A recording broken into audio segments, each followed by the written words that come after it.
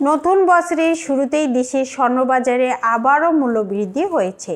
আন্তর্জাতিক ও স্থানীয় বাজারের প্রভাব বিবেচনা নিয়ে বাংলাদেশ জুয়েলার্স অ্যাসোসিয়েশন বাজুস স্বর্ণের দাম বাড়ানোর সিদ্ধান্ত নিয়েছে, যা মঙ্গলবার থেকে কার্যকর হবে। সোমবার বাজুসের প্রাইসিং ও প্রাইস মনিটরিং সংক্রান্ত স্ট্যান্ডিং কমিটির সভায় এই সিদ্ধান্ত নেওয়া হয়।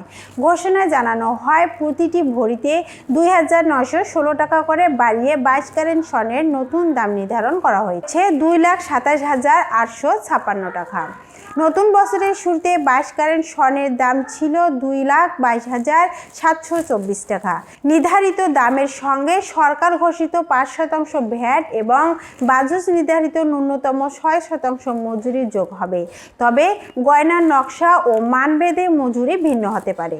বাজুস জানায়, স্থানীয় বাজারে তেজাবি স্বর্ণের দাম বৃদ্ধির কারণে এই মূল্য সমন্বয় করা হয়েছে। উল্লেখ্য, গত বছরে দেশে মোট ৯৩ বার স্বর্ণের দাম সমন্বয় করা হয়, যার মধ্যে ৬৪ বার দাম বেড়েছে এবং ২৯ বার কমেছে।